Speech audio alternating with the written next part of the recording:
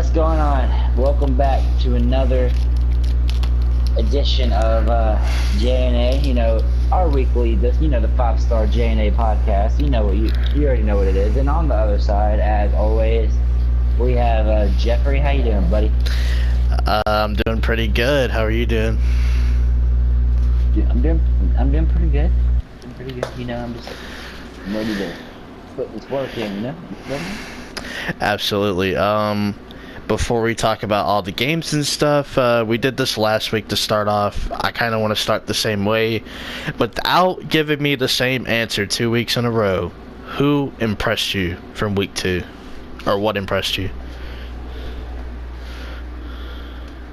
Patrick Mahomes. Alright. In week 1, I really didn't think about it. I was like, alright, everybody can have a good week 1, whatever. And then after last week, I mean, he showed me something. He had a really good game. How many 5 touchdowns or 4? 6. He had 6. Yeah, I already said it right before you said it. It caught me. And that's crazy. He tied a franchise record. Yep. And I'm not, obviously, if anybody really knows me, I'm not a normal person, because I don't just jump on somebody's dick. Like, I still got things to say bad about him. I still got things good to say about him. So I'm not gonna just jump and say, oh my God, he's the future. But I will say this: he definitely impressed me. He did. So in other words, we like what we see, but pump the brakes. Is that kind of the message we're sending? Yes, pretty much. Alright, so I believe last week I said Patrick Mahomes, so I'm not going to use that answer, and I'm not going to say Ryan Fitzpatrick either. I am going to say the Cincinnati Bengals. Listen, I know, like I said, they had the talent. I was always a little skeptical about Marvin Lewis. That's been the one constant theme with me. Joe Mixon is having surgery, and he said when he comes back, he'll come back at 100%. But however, the team has been playing well. 2-0. I know it's the start of the season, and I feel the same way. Pump the brakes. We know what we're getting from Cincinnati, but if they can actually get everything going and play like this in November and December, where it's win or not go to the playoffs, they may have something going. Not like a Super Bowl, but like potentially. I still don't see it. I still don't see them. I don't see it either. Somehow, I don't see them getting past the first round. I know. I'm just saying, if they continue to play like this, they could get a playoff spot. I'm not saying they'll win anything. If anything, they'll be the Kansas City Chiefs of last year if they continue to play well. Okay. I'm just saying, they've impressed me. I've always said they had the talent. I was always a little worried about Marvin Lewis. I still am. Don't get it twisted. But I'm impressed that they actually won 2 games in a row. And the Dolphins. The Dolphins started out 2-0 too. I don't think they'll be that great going down the stretch either. But we'll talk more about them later. Is there any more things or teams or people that impressed you? Just pretty much. I'm not going to repeat what you said, but I will just leave it at this blank answer. This is Cincinnati. Same. I will say that. So far, they have impressed me. I didn't see that happening. I definitely didn't see them beating the Ravens. Yeah, after the game they had last week, or the previous week, it's kind of hard to believe they laid an egg out there. Yeah. Alrighty, so we'll go ahead and get started with some news. Aaron, you said you had some stuff about Antonio Brown. What's the word? That he still hasn't shown up to practice. Alright, can you tell the people, what's going on, the whole situation?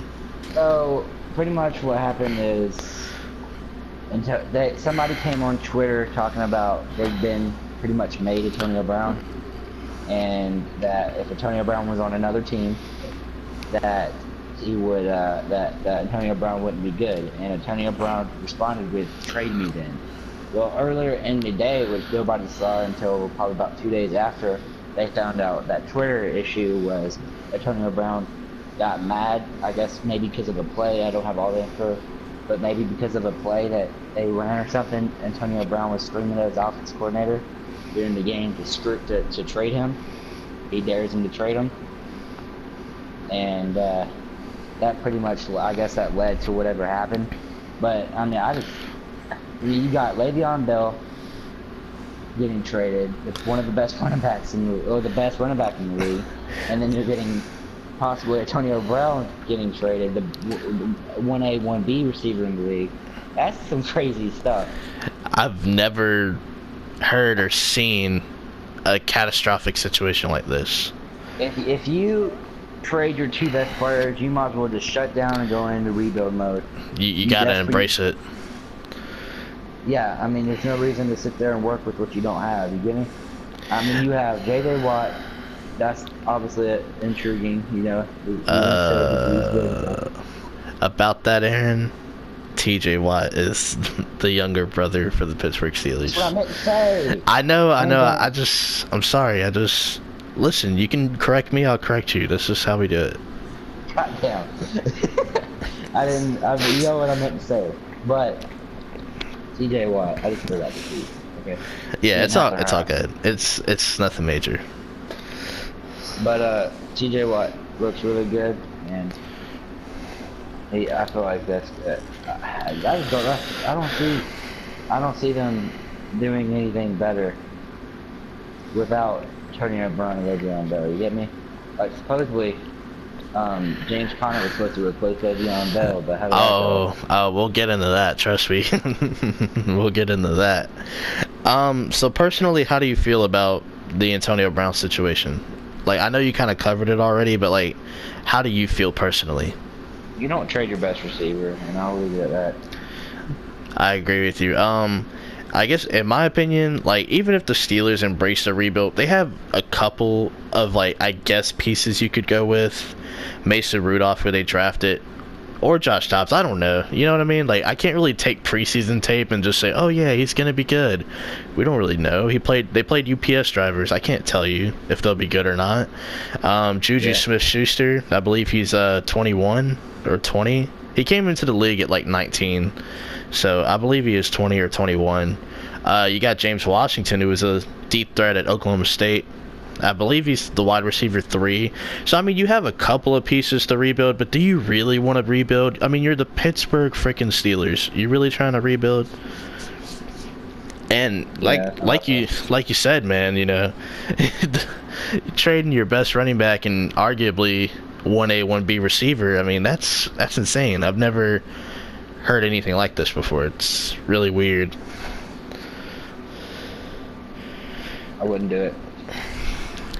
I wouldn't do it either. Well, actually, I did have a piece of news. That's right. According to sources from Fox Sports and whatnot, Tom Brady almost retired in March, breaking up with Bill Belichick. That's kind of like the air quotes. Is he almost decided to call it quits with Bill Belichick? He almost retired in March and tried, you know, basically to end this Belichick Brady era, but he decided against it, which, you know, we'll see if it pays off in the end. But how do you feel about Brady almost retiring from Bill Belichick? I didn't hear about that. I don't know, but so I'm not gonna have that much to say on it because I didn't even know that was a thing. Are you sure that it was from like a good source? Legit. Your boy Colin talked about it today. Okay. I mean, he ain't my boy, but with that said, I do agree with some of the stuff, and again, I disagree with some of the stuff. But that's crazy. I thought that was rumors about them not agreeing on stuff, you know? Yeah. And about Colin Cowherd, by the way, for every take, in my opinion, for every good take he has about 3 bad ones, but that good take is all that matters in the industry. But anywho, enough about him.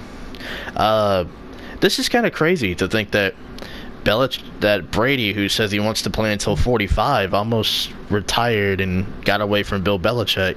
It's crazy. I would have never thought their relationship would be like this, because I know you don't watch a whole lot of basketball, but this kind of reminds me of like the relationship, like the good parts of it remind me of Tim Duncan, the NBA player, and Greg Popovich, the head coach.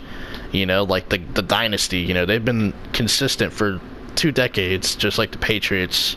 5 championships, multiple appearances.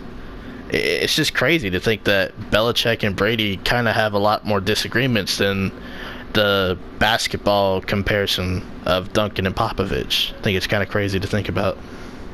Yeah, no. That's crazy. What was Colin talking about? He just said that, yeah, he basically compared it to like a divorce that never happened. Because he actually is a guy who got into a divorce before. I respect that. Yeah, he's got some strange analogies, but hey, they work. You ready to go into the games from this past week? Yeah, go for it. Yeah. All right, we got to go back to Thursday night for this one, but we talked about it earlier. The Cincinnati Bengals host the Baltimore Ravens, and it was a 34-23 finish. The Bengals, like we said, are 2-0, and what's crazy is last week the Bengals won their game 34-23 against the Indianapolis Colts, and they win with the same exact score here against the Baltimore Ravens. How are you feeling about both teams entering Week 3? Obviously, Bengals are looking good. They went against the Ravens, right? Yeah, they went against the Ravens Week 2. Yeah. Yeah. Joe Flacco looked like he was playing good, and then he had his moment. I guess not like horrible quarterbacks, but like decent quarterbacks have their moments like that. You know what I'm saying? Yeah. But because Joe Flacco, didn't he have a really good Week 1? Oh yeah, he was on fire Week 1. Yeah. And then he didn't have that. He threw a pick or 2 picks, didn't he? Yeah, I believe he threw 1 or 2. I wouldn't say he came back down to earth, but you know, I don't know. I wouldn't say. I'm not even blaming on him. The team didn't play as good as I know they could play. I really like that Baltimore team, but yeah, they need to show me more. And the reason I say they need to is because I know they can show me more. All right, the stat line for Joe Flacco: 376 yards, 2 touchdowns, and 2 picks, with a passer rating of 76. So I would say he played a pretty solid game. Basically 1 touchdown, 1 interception. If you were to do ratios, I would say he played good. Interceptions happen. As long as you don't throw 4 of them, I think you're good. And then AJ Green made him look horrible. Oh yeah, he pulled out the hat trick. He had 3 touchdowns in the first half. Mm-hmm. Impressive stuff. He slowed down dramatically in the second half, but yeah, but the damage was already done by that point. Like we said earlier, Joe Mixon is having surgery. He said he'll come back when he feels like he's at 100%. So hope he gets back on the field. I feel like he was balling out up to that point. So we'll see how he does on his recovery. You know how we feel about him. They don't gotta give out that information. We already know, man. We've been calling it since like the preseason. Moving on, we talked about this guy earlier too, Patrick Mahomes. Let's talk about him. 42-37, they beat the Pittsburgh Steelers. Patrick Mahomes with 6 touchdowns in the game, which is a tied for the franchise record. Big Ben playing without Le'Veon Bell and a disgruntled Antonio Brown, who a lot of people say is like complaining about his touches and stuff in that game, because Juju Smith-Schuster had a pretty good second half along with Jesse James. However, the story of the game, in my opinion, was where's the run game? How did James Conner respond from his 135-yard game? By having 17 rushing yards against the Chiefs' weak defense. Not disrespecting the Chiefs or nothing, but you know, Eric Berry's not back, so that defense isn't back to full strength. How do you feel about the shootout between the Chiefs and the Steelers, and are you concerned about the Steelers moving forward? Of course I'm concerned about the Steelers, but that's not who I'm worried about right now. I'm just going to play that Kansas City team. I mean, they look good. I mean, the only thing that scares me about that team is, you probably already know where I'm going at, is their defense. Yeah, like definitely. we pretty much just agreed on. Um, I like that offense. Sammy Watkins, Tyreek Hill. Who's their third receiver? Well, I mean, they have Travis Kelce and Travis Kareem Kelce, Hunt. obviously, but I really like that. I like that offense. And they all got it going this game too. That's what if you haven't realized, that's how you get offenses cooking. It's spreading the ball around. I mean, you can sit Absolutely. there and stat pad a receiver all day, but what does that do for your team? I'm trying to win. I don't care if I throw 5 touchdowns to 5 different people. Like, I'm just trying to win. I don't care if my star receiver catches the football once. That's how I feel. Trying to get wins, man. Now Pittsburgh, I'm worried about. Obviously, I mean, Jesus, if they lose those two. We've already hit on that though. Yeah, it kind of sucks because, like, I picked the Steelers and the Saints to go to the Super Bowl before all the fiasco started in Pittsburgh and before the Saints defense drastically regressed. I'm still sticking with my picks, even if I'm completely wrong and they just both miss the playoffs. I'm going to stick with it, Like, I'm not one of those dudes who's going to change it by midseason. I'm going to stick with it. I'm going to sink with the ship. I'm not going to try to take the easy way out. But it's not looking good. Speaking of not looking good, let's talk about the Jets. They came off a very impressive win against the Lions, but didn't respond too well in a short week against the Miami Dolphins. They lose 20-12, and Sam Darnold threw 2 interceptions in this game. However, the Jets are going to have another short week because they have to face the Cleveland Browns, who we'll talk about later, on a Thursday night football game. How are you feeling about the Dolphins' hot start, and how do you feel about Sam Darnold's rocky performance?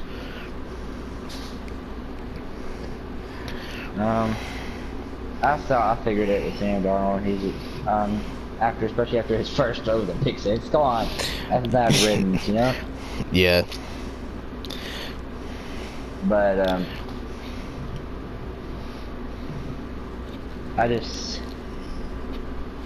New York, they played really good against the Detroit Lions, but I mean, look how bad the Detroit Lions played. You feel me?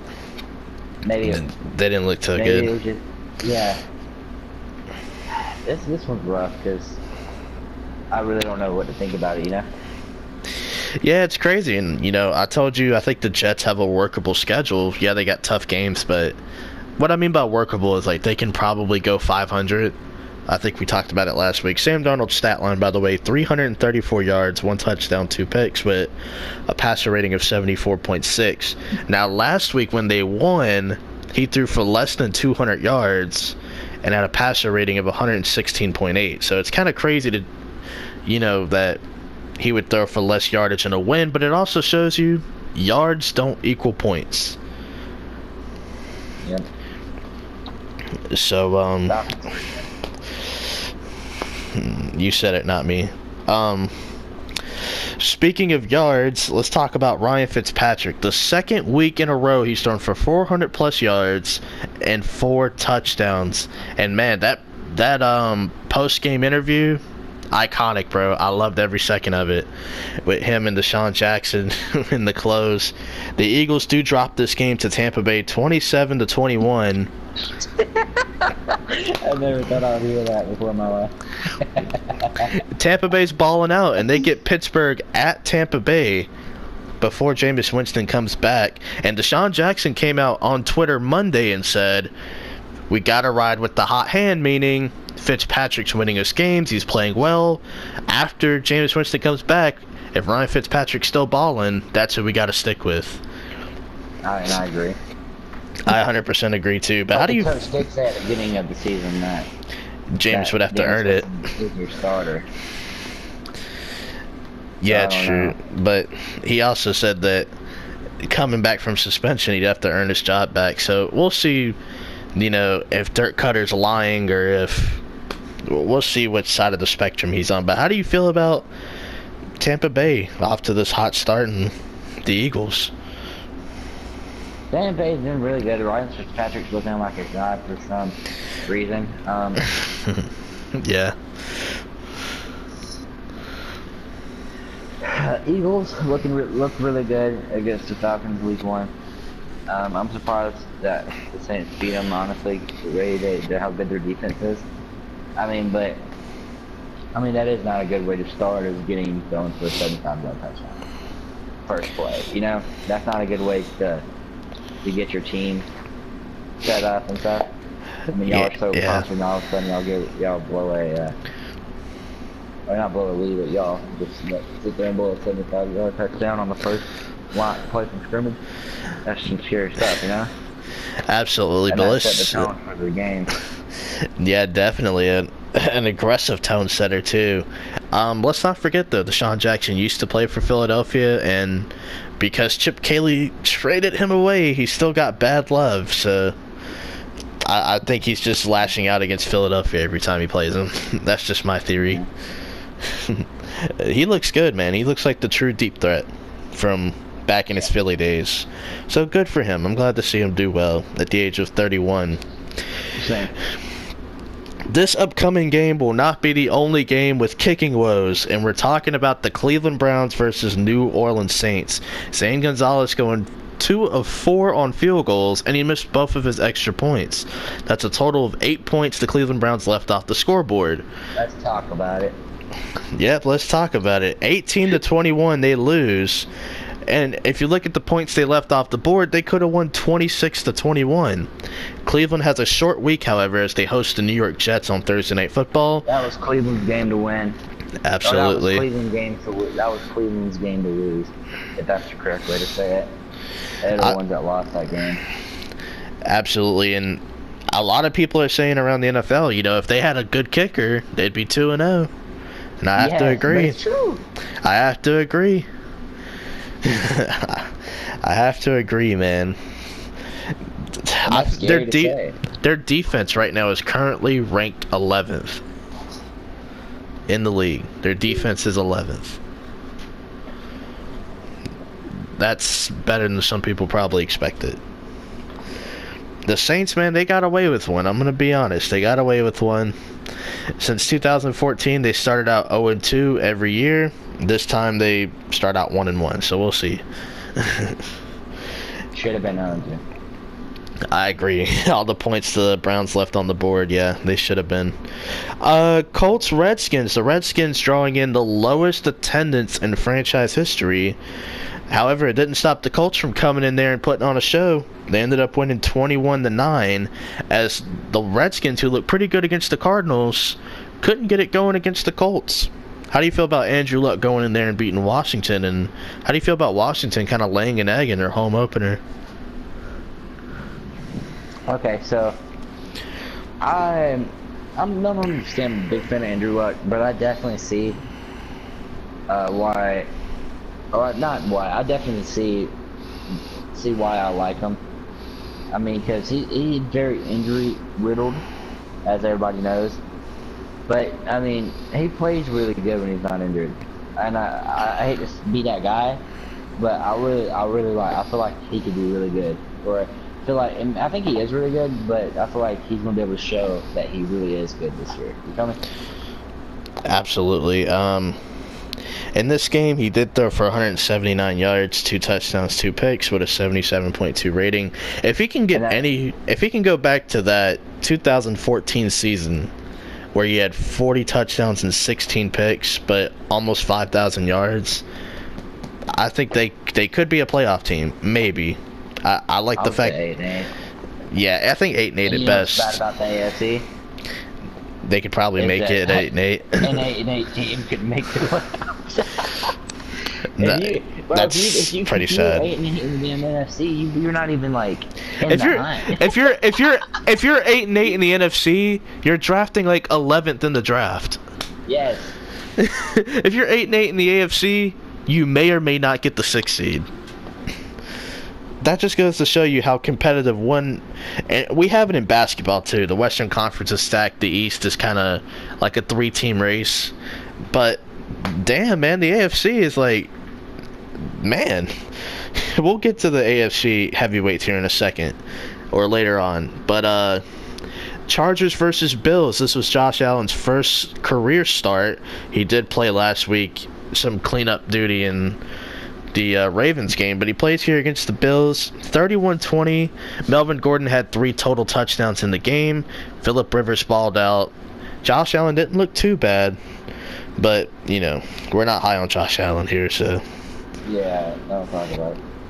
Yeah. Poor guy. Actually, I'm gonna take that back. He did not look good. I didn't realize he threw 2 picks, 245 yards, 1 touchdown. Yeah, he didn't play too good. Dude, he really did throw at me? I didn't know he threw at me picks. I thought he only threw 1. That's why I was like, okay, well, there's a takeaway. At least he threw the touchdown, but I didn't realize he threw 2 either. So that kind of came to my attention. But let's see, the Bills take on the Vikings next week, so they're gonna go 0-3. The Bills take on the who? They take on Minnesota next week, Oh, that's an easy dub. who we're fixing to talk about in the next one. Anything you want to say about the Chargers getting a rebound victory after losing to Kansas City? Actually, it really, that's a good question. Probably not. Probably not. Yeah, I mean, they're 1-1. We'll just see where their season takes them. We'll talk about it. How about that? Okay, we'll talk about it at some point. Yeah, I need to see a little bit more from them. I mean, they're 1-1. It's time for me to script the football news. I want to ask you about a football game. I'm not answering this one. I want you to be the one to answer this one. I already know where you're going, so go ahead. Go ahead. So there was a tie this week. Yes, there was. I don't know. I know you're not a big fan of those 2 teams, but there was a tie between Green Bay and the Minnesota Vikings. And I just wanted to know what your thoughts about the game. My thoughts about the game. Well, obviously, Aaron, I am a Packer fan, so. Wait, what? Really? Yeah, man, check out my YouTube. Just kidding. Both teams really shot themselves in the foot, if you ask me. Green Bay had it won with the interception. They got called back because of a quote-unquote roughing the passer call. And obviously they missed the field goal later on with 4 seconds left of regulation. But the story of the game, in my opinion, is Minnesota's kicker missing 3 field goals. Like, they should have easily won this game, in my opinion. But they couldn't do it. No, if they should have. It's not even like we couldn't even fight. I'm just saying they should have won, but they, Green Bay can make the same argument, but neither team won or lost. So it is what it is. I think the call was roughing the passer. I know people are saying, well, the rule was enforced because of Aaron Rodgers, so Green Bay fans shouldn't complain about it. But in all reality, roughing the passer, that rule has been in the talks of making changes and tweaks to it for about a couple of years now. So I think to blame one player for it kind of sucks. And if that's the case, the new tackling rule is enforced because Ryan Shazier. So I can flip the script easily. No, yeah. I mean, no, you have a point though. I mean, even I know you was flipping the script just to prove a point, but that's exactly what you did. It's your point. It's because you're right. I do feel like that's why they changed the tackling. It's because of Ryan Shazier. I really do. I think. I know, but I don't. You know what I mean? I don't want to blame a player, but when you have people out here blaming Aaron Rodgers' collarbone injury, because of the roughing the passer, it's like, well. Why though? You see why they would blame Aaron Rodgers? Yeah, but I mean, I don't even. How high up he is in the. Yeah, but what do you want to call it? The business. I don't know what. I mean, he's one of the best players in the league, but I mean, that wasn't even roughing the passer to me. That was just an instinctive play. And the same thing with Clay Matthews. I thought that was an instinctive play, and the guy who took the hit, Kirk Cousins, said it was a little generous for the refs to call the penalty. And if your opponent is saying that, I know. I'm trying to prove a point because. I'm just trying to prove a point because you know how ignorant social media people are. It's like that. I mean, if your opponent is saying it's generous, it's bad. You know what I mean?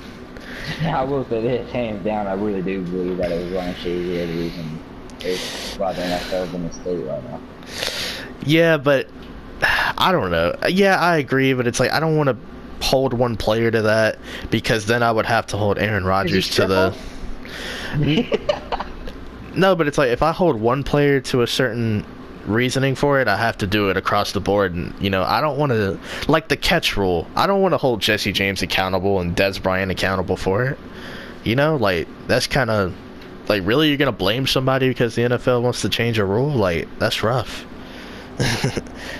They were in talks about changing roughing the passer for a few years, and the catch rule, it's been going on since freaking the Calvin Johnson play. So they've been wanting to tweak it for a while, but I don't know. I can't really take it into like me blaming a specific player. I don't want to throw a player under the bus. But man, Minnesota should have won. Yeah, and breaking just newsflash for the podcast. Going into a personal life just for a second. I'm getting a puppy tomorrow. You're what? I'm getting a puppy tomorrow. You're getting a what tomorrow? A puppy. A puppy. Oh, congratulations. Yeah, I just wanted to it's not bad to bring in a little personal life on the podcast. Hey, that's great news. That's great news. I think people need to hear this.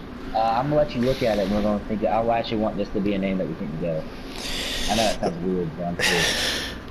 I'm not creative with names, but I will try because you asked me to.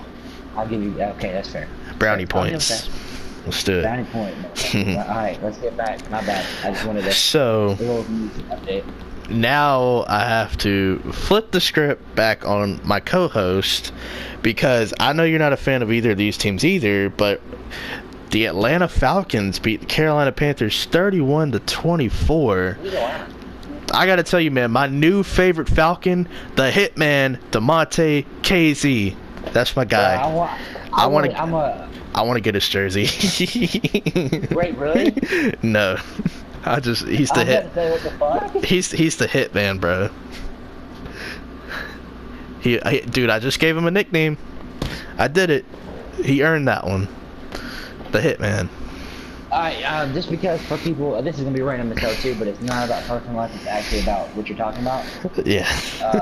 So remember how we were talking about the Falcons defense that day and whatever, like their nicknames because of that guy that's like higher up in the management. He does that talk show. And he lets people message him and he responds to him and stuff. Yeah, I remember you touching on that with me. Yeah. I'm gonna write him about that, about naming the Hitman.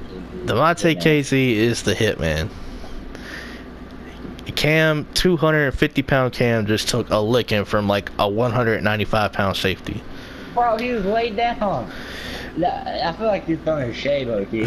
I'm not throwing shade. You let a guy 55 pounds smaller than you just knock your head loose. Bro, he's laying down though. You feel me? He slid in on Cam Newton, man. that was a football hit. I know it was a hit that got him thrown out, but that's a football hit. That's a statement. That's a message sent, sealed, and delivered to Carolina.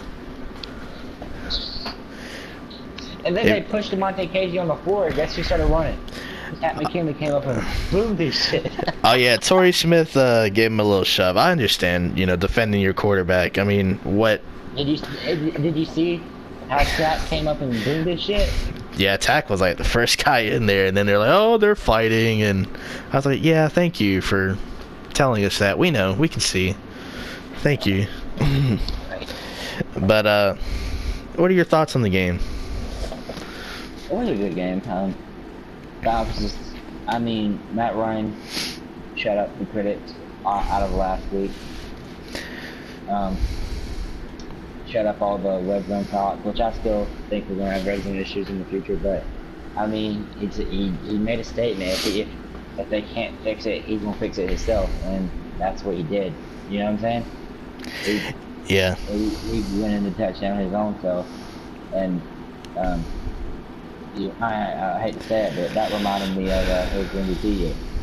The way he spread the ball around, him running. He actually ran for 2 touchdowns. 2 rushing touchdowns. Yeah, that's crazy.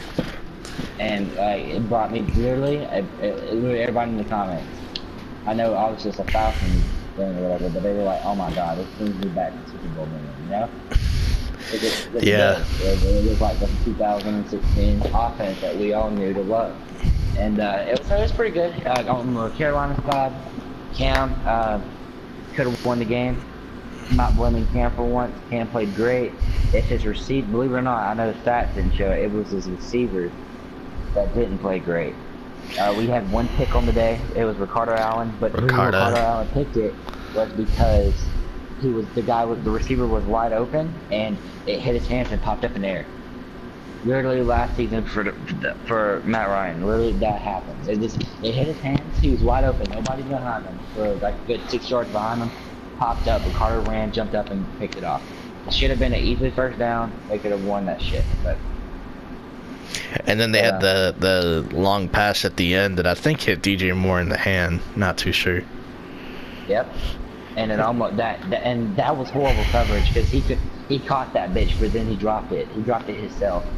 Like we almost went into overtime because of that. Like they almost just threw a Hail Mary, and nobody wants to admit it. But I mean, I sat there and watched that bitch with my own eyes. I don't know if it would have went to overtime, man. The way kickers were that Sunday, I don't know. He could have shanked it. Could have iced him. Could have iced Graham Gano. You could have iced him. I will say, I think Matt Ryan really needed to have this game. You know, you know what? I know this play didn't work. I know it went for negative yardage, but what have I been telling you? The Falcons got to do some wildcat, and I know it didn't work, but I like the fact that they did it anyway with Mohamed Sanu at quarterback and Tevin Coleman. Yeah. Because Sanu is a perfect 7 for 7 in his career. So, but I do like the fact that they're doing that. It shows me that they're willing to step outside of their quote-unquote comfort zone. And I feel like if the Falcons want to win this division, they got to beat their division rivals. They'll face the Saints next week. Good win against the Panthers. We'll see what happens week 3. I think there's a lot of optimism. We're going to try to breeze through it, you know, for time constraints. You know how it is. You know, we don't want to record this twice. I think we pretty much exceeded, but the Tennessee Titans beat the Houston Texans 20-17.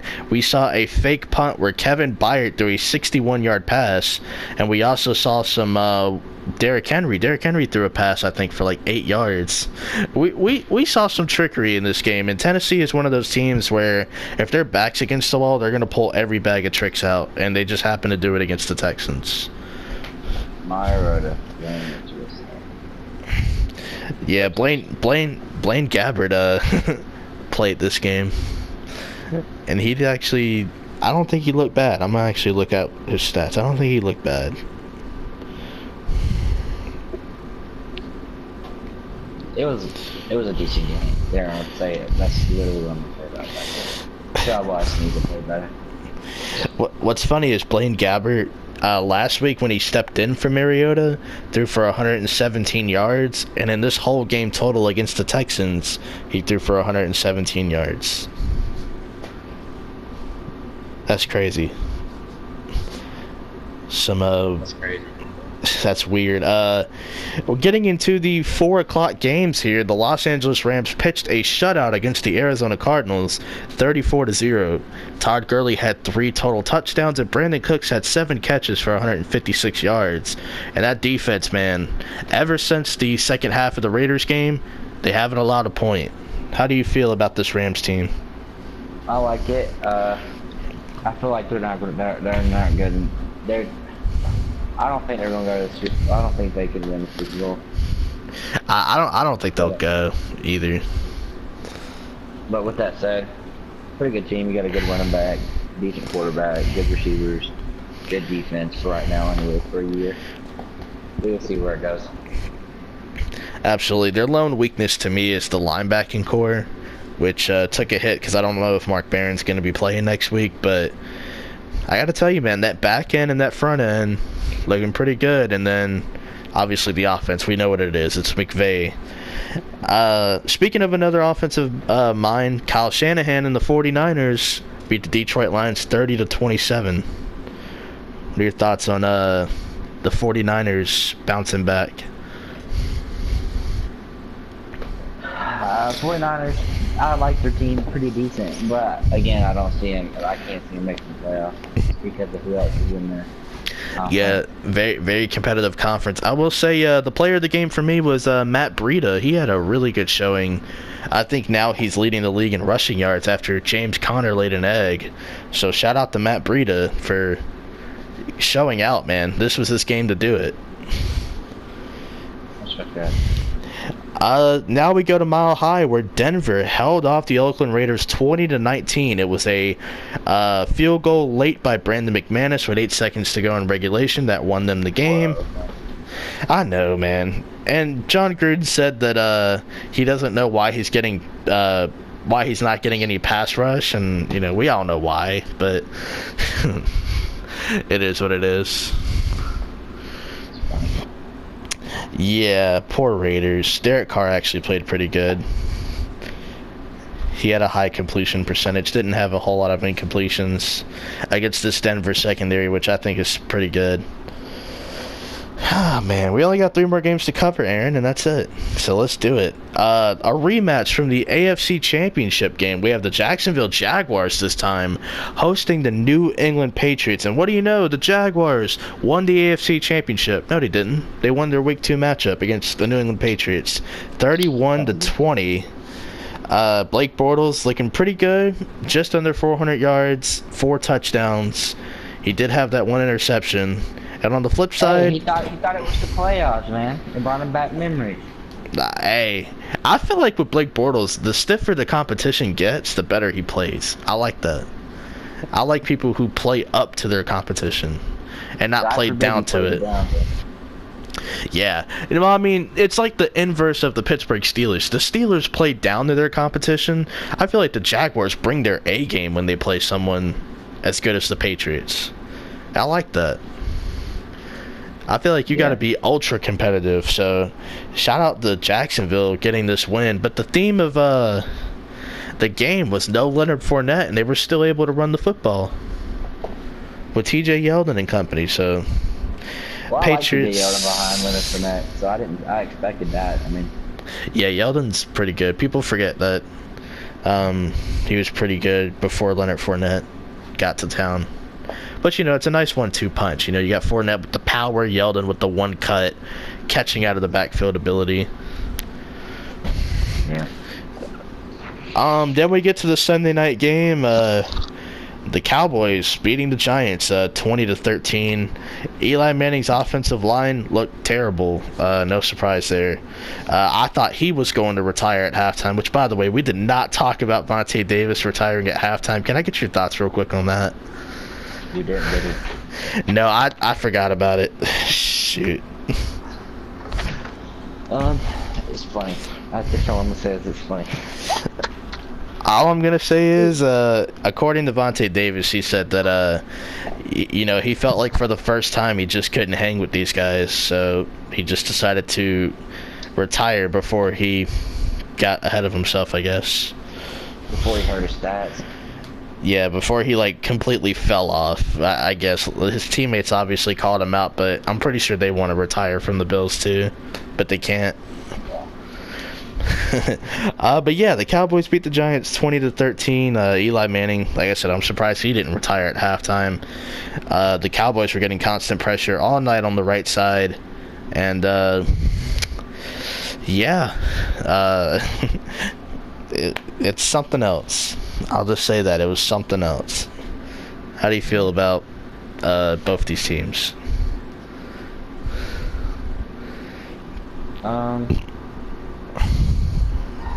It's they're who's the other team? We're looking at the Cowboys and the Giants. They're both trash. Yeah. I know a lot of people. I've seen a lot of people tripping out about that one pass to Tavon Austin for like what 64 yards or something. If you look outside of that 64-yard pass, he threw for less than 100 yards the rest of the game. The rest of the game, Aaron. I mean, why is everyone like? Dude, Prescott's not that good of a quarterback, okay? Where's Barkley at, by the way? I mean, Barkley, let's talk about it. Saquon Barkley, what did he do this game? I seen he had a couple of nice 8-yard runs. Let's see here. Where was he? You're right. He had 28 rushing yards, 14 yards receiving. Dang. Where was he? he ain't fucking good, bro. He had one good run, and everybody stuck his dick. I mean, did they draft him for one play per game? I wouldn't have drafted him. I wouldn't have drafted him. So now when they don't have a good offensive line. So let me ask you this question: who should the Giants have drafted, Sam Darnold or Saquon Barkley? Looking back at it, Neither one of them. who do you think they should have drafted? Because Baker Mayfield's off the board, so who do you think they should have drafted? Josh Rosen. Josh Rosen. I wonder when he's gonna play, because Sam Bradford is laying a fat egg out there. So I wonder when he's gonna play. But anyway, I think I would have traded down and got Quentin Nelson, because their offensive line stinks. That right side needs help. So you could have had Quentin Nelson at right guard and Will Hernandez at left. Your right tackle sucks, so it doesn't matter. But anyway, we're going to get to Monday night. The Bears beating the Seattle Seahawks 24-17. A pick six basically determined this game, and it was Russell Wilson throwing a pick six to Prince Amukamara. Both teams kind of started out slow but picked up towards the third quarter. How do you feel about the Bears and the Seahawks? I knew the Bears were going to win that going in. I mean, trash offensive line from Seattle, trash offensive line from Seattle, good defensive line from the Bears. What do you expect? Yeah, and the Bears got 6 sacks total on Russell Wilson as a unit. They also have this guy, I can't remember his name, but I think he got traded. Danny Trevathan? No. Leonard Floyd. No, not the little back. That wasn't even funny. I think his name was Malil Kak. Malil Kak. That's it, Malil Cat. No, it's not. No. Google Malil Kak. Okay, here's what I found. Oh, there, I've recovered. So did the Bears from their week 1 loss. Fuck you. Alright, we're out.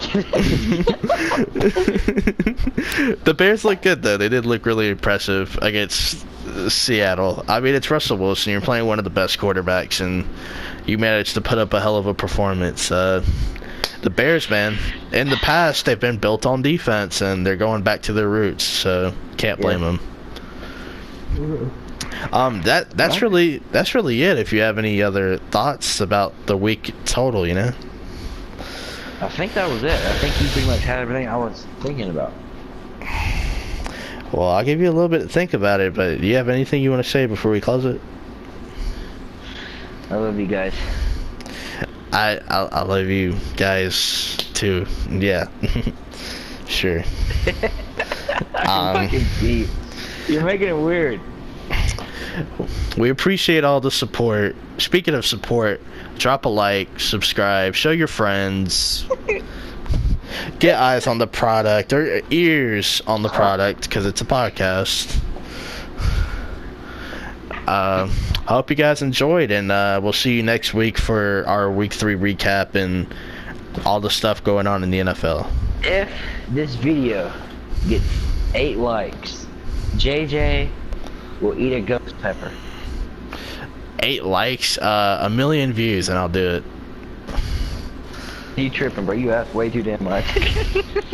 I mean, I'm not afraid of the ghost pepper, but I'm just saying, like, that's a big wager, and we don't have much. And so me and JJ will eat a ghost pepper.